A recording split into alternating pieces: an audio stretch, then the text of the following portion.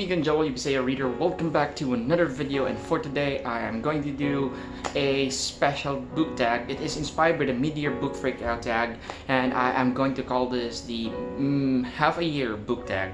It is very similar to the mid-year book freakout tag, and if you're going to ask me why shouldn't I do the mid-year book freakout tag, because it will be easier for me, but personally it is not easier for me because I do find the mid-year book freakout tag composed of a lot of questions and some questions that I don't gravitate towards. So I just thought, why not make a new book tag inspired by the mid-year book freakout tag? And yeah, if you find this fun, and for those also YouTubers, especially Filipino YouTubers out there, my Filipino YouTubers, if you find this fun, I highly recommend you guys need to try this. I'm tagging all of you. There will only be 5 questions in this half a year book tag compared to the mid-year book freakout tag where there's almost like 12 or 11. I'm not really sure. But anyways, there's a background sound of dog barking. I would like to apologize for that. I don't have the proper equipment yet to take all background noises off. I don't have a proper mic. But anyways, I'm planning to invest in that soon, so hopefully I'll be able to achieve my vlogging starter pack as soon as possible. But for now, it is what it is. I just have to make use of what I have. And yeah, going back to the book tag, there are only 5 questions in the half a year book tag, and those 5 questions are: first, what are the best books you've read so far this year? Second, what are the most surprising books you've read so far this year? Third, what are the most disappointing books you've read so far this year? Fourth, what are the books that you want to read before this year ends? And fifth is, what are the books that you want people to read before 2020 ends? So in this book tag, I am going to present only, or encourage everyone who's going to try this book tag to present only 2 books per question, so that it will be simpler and easier. That will be the rules. And another rule is that the books that you're going to present or going to answer for every questions must be the book that you've read this year or in the current year that you're filming this. It doesn't necessarily mean that the books were published on the year that you're filming this. It's only that the books that you've read. Okay, so there's no limitations to genres, categories. Without further ado, we are going to start with the first question, and that is going to be, what are the 2 best books that you've read so far this year? I have read, before we start, by the way, I have read as of this moment filming this 27 books from January to before June ends. And out of those 27 books, I did read plenty of great 5-star reads, and I did have a hard time really figuring out what are the best books I've read so far this year and narrowing it down to 2. But after thinking on balancing some technicalities and all aspects that I consider what the best book is for me personally, I have come up with the 2, and that will be the first one, The Rage of Dragons by Evan Winter. This is the last book I've read before filming this. I actually finished this last night, and I'm still having a book hangover. And this is an adult fantasy, and this is a debut novel by Evan Winter, a first book of the series, and it was not perfect when it comes to pacing, but if we're going to set aside the pacing, it is phenomenal. This book started really fast, and then the pacing kind of slowed down in the middle, but then during the climax it was intense, and the pacing was also really fast. There were quite an info dumping, but it was manageable. And in this book, we are following our main character Tao. He is a lesser. There's actually some factions here in the society, and lesser don't have that, opportunities in the society set by the author. So they have to fight their way to have opportunities to better their lives. And in this one, Tao is up for a revenge because I don't want to spoil you, there's a thing here that happened in the book that triggered the author, or that motivated the author to have his revenge. And basically what motivates the author all throughout the story is revenge. It's a revenge plot story. But with regards to magic system, it was amazing. The magic system was something that I haven't seen before, haven't read before. It's kind of unique. It was inspired by an African culture. There were a lot of dragons. This is not a book where dragons were used to bait readers, but this is actually a book where dragons played a very vital role in how the story progressed and how the story ends. And it is something that is borderline young adult. It doesn't feel more of an adult one, adult read. It kind of feel like a young adult also, but in a sense, not because of the tropes, not because of the writing style, but because most of the main characters are young adult. They are not adult, and even though this is an adult fantasy, it's not very complex. It's not very complicated to follow. There are some minimal info dumping, but they are still manageable. Overall, the story was intense. It was something that I did not really expect. It was well written, and yeah, it was really fun and entertaining. They're full of actions, full of magic, full of there's war. It's bloody, and you need to read this as soon as possible. Now to the second book for the first question, which is the best books I've read this year. This is going to be another adult fantasy. The first book of the series, A Little Hatred by Joe Abercrombie. This is the first book of the series, but I need to warn you, this is a new series where it took place on an existing world or universe. The previous trilogies or books that the author wrote, and Blade itself, I think, was the very first ever book in this universe. But anyways, regardless of the number of books that was written in the universe or in the world before this, it is not necessary to read them. Because this is going to be a new story, new set of characters. But if you want to really appreciate more, because there will be a lot of, you know, characters or minimal scenes, that's what they said, that is inspired by the previous books. So if you want to really increase your enjoyment, increase your entertainment, you need to read the previous books, which are there's actually 6. But in my case, I haven't read any of those 6 before reading this, but I did still enjoy. I just need to give you a heads up. This is not as fantasy or magical as what you're expecting, even though it's a fantasy novel.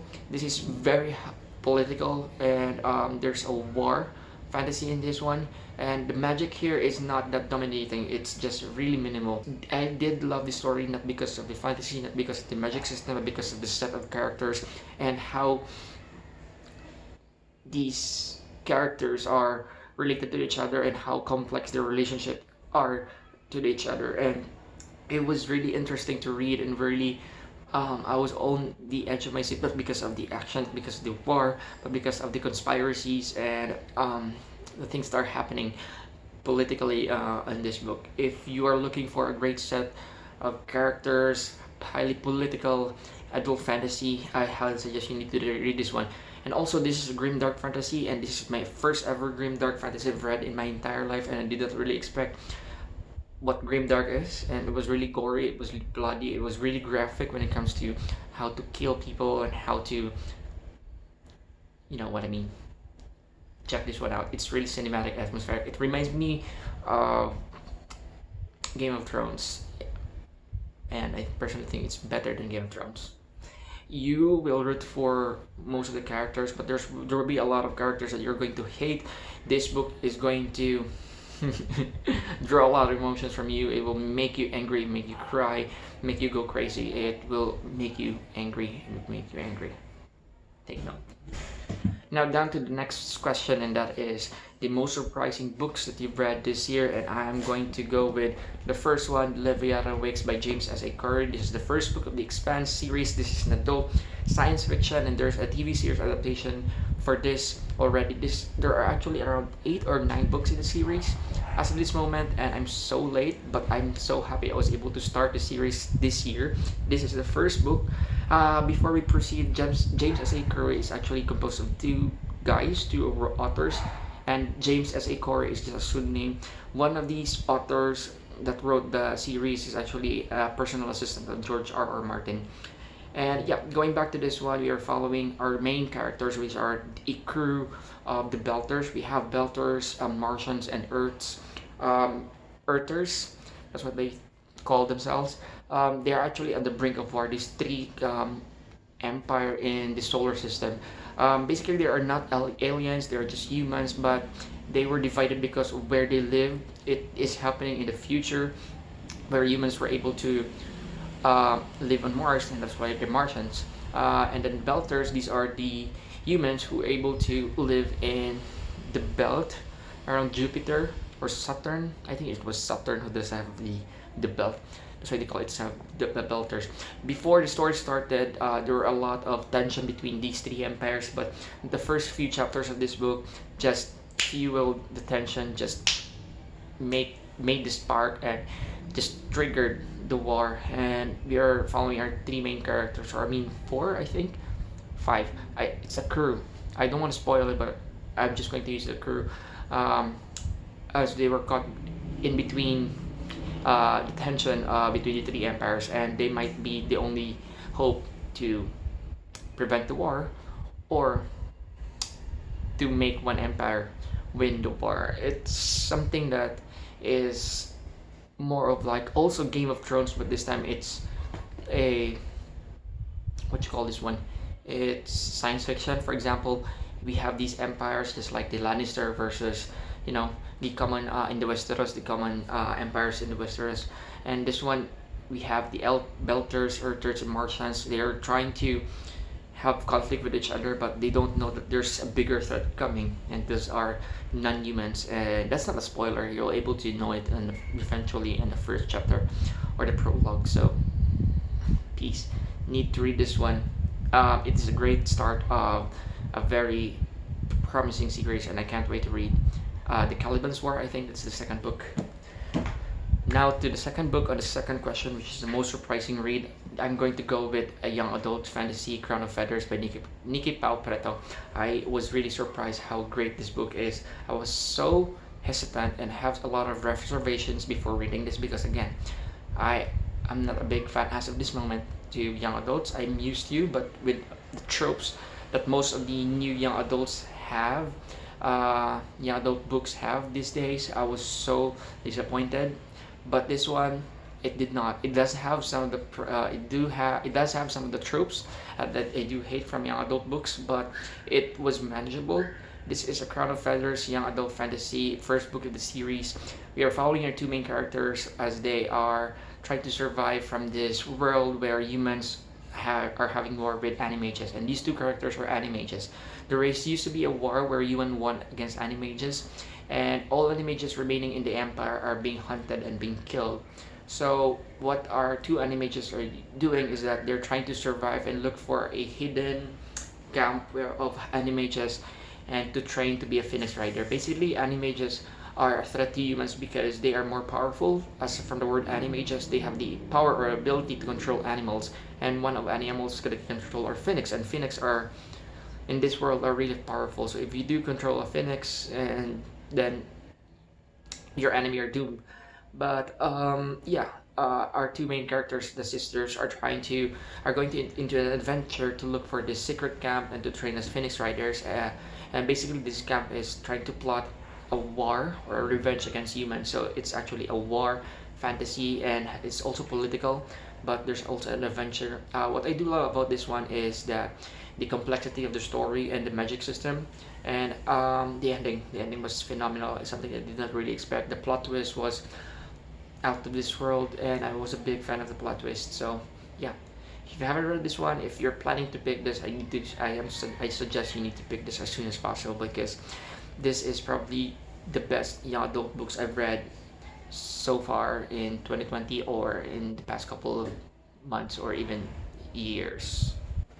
Now we're down to the third question of the half a year book tag, and the question is, what's the most disappointing books you've read so far this year? And I am going to go with The Underground Railroad by Colson Whitehead. I do have a lot of expectations from this, since this one won the Pulitzer Prize in Literature way back in 2018. I think it was on 2018, and this is so far a disappointing read for me. It was not bad, it was just disappointing because it wasn't able to deliver my expectations. It was not able to satisfy the things I was expecting from this book. It's actually a really important read because it tackles a really relevant topic in the society, which is racism. We are following our main character as she is trying to live in way back in 1800s, as where colored people in the U.S. are treated as slaves and being, treated as animals. I don't know how to explain, but it was not good because of just a bad interpretation of religious beliefs. That kind of triggered a lot of anger from me because this was actually, even this fiction, this was um, inspired by a real story. Yeah, it was really painful to know that these things are really happening few years ago, 100 years ago. It will definitely make you angry. If you're going to read this one, I highly suggest you need to not expect a lot because the pacing in this one was really boring. There's a lot of things that might not interest you.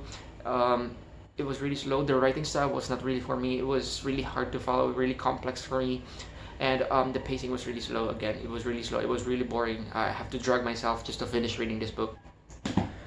The next disappointing book that I've read this year is probably the only book that I can describe with one word, and that word that I have to describe, that I need to use to describe this book, is unnecessary. And this is Rebel by Marilu. This is the fourth book of the Legend series. Legend Peridin Champion was a 5 out of 5 for me. All those books were phenomenal. The entire trilogy was a very memorable trilogy. I was a big fan of Marilu after reading Champion.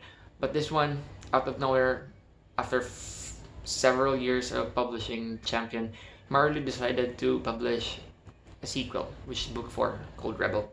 And I was quite surprised and happy at the same time. It was a mixed emotions, mixed reactions after hearing that Rebel will come out. And I was quite excited also. So I picked this one up immediately. This was actually given to me as a gift way back in December 2019. And I was really happy. I read this year and I was so angry.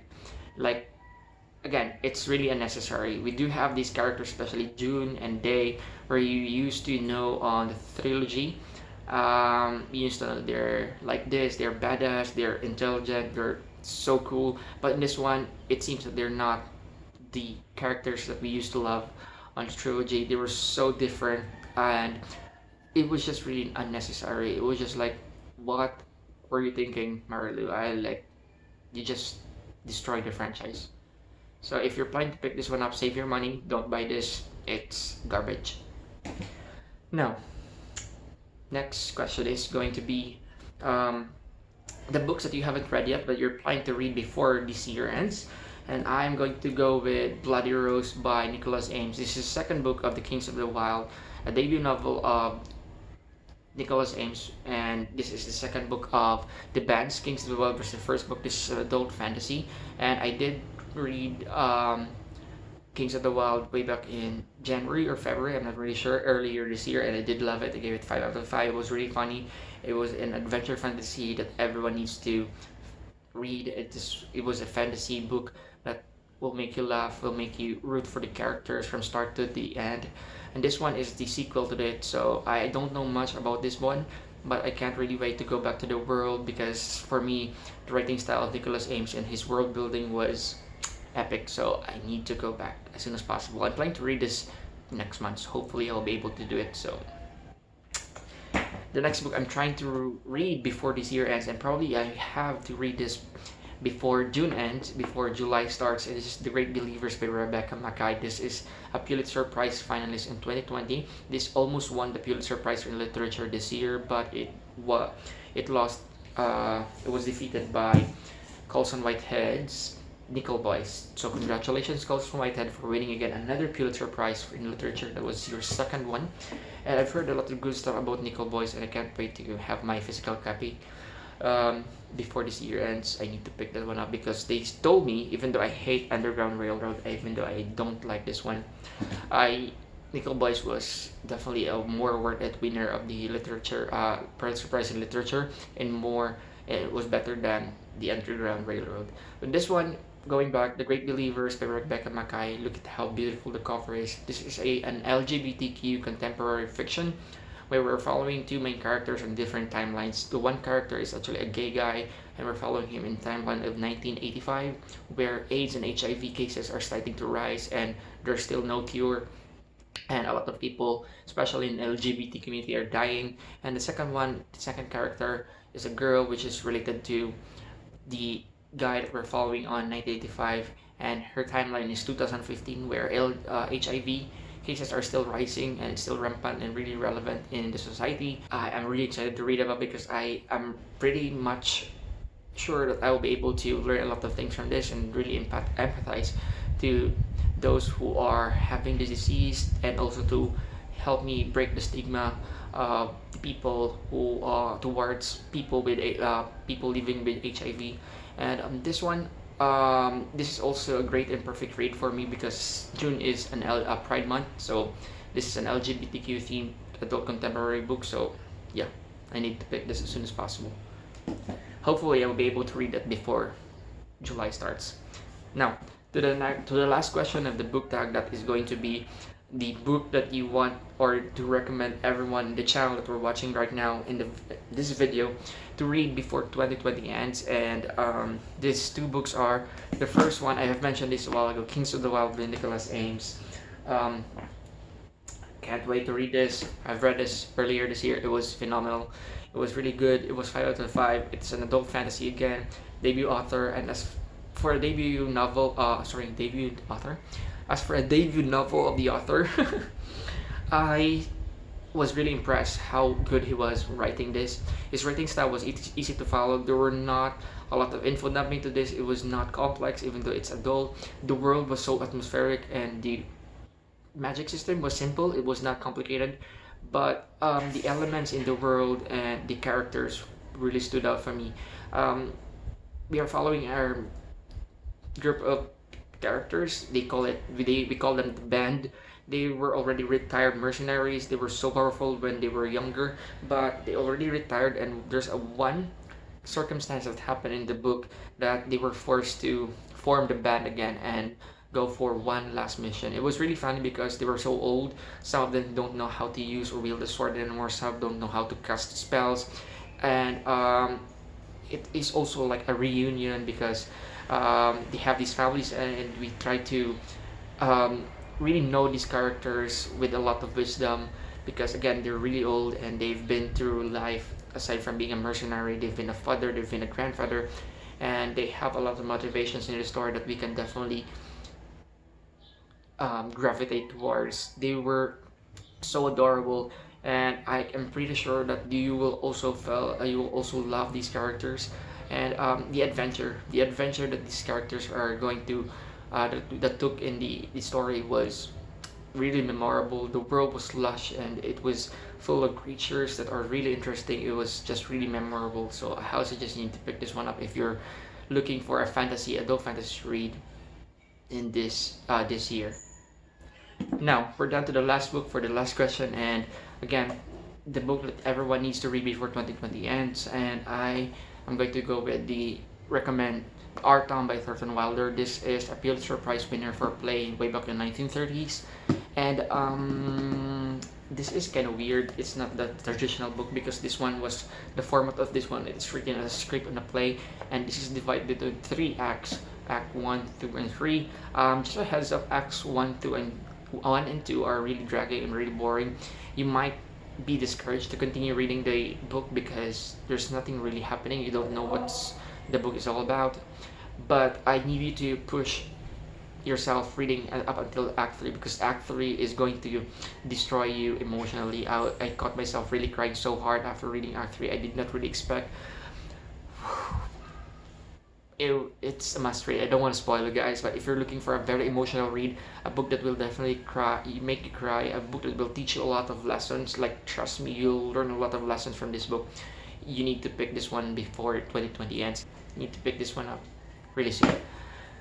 So that's it. That's my half a year book tag. I hope you did enjoy. If you did enjoy, please like the like button, subscribe, ring the bell, and leave some comments down below. If you have read some of those books, what do you think?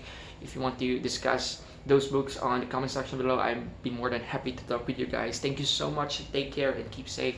My name again is Joel, your Bisaya reader, and see you in my next video. Bye bye.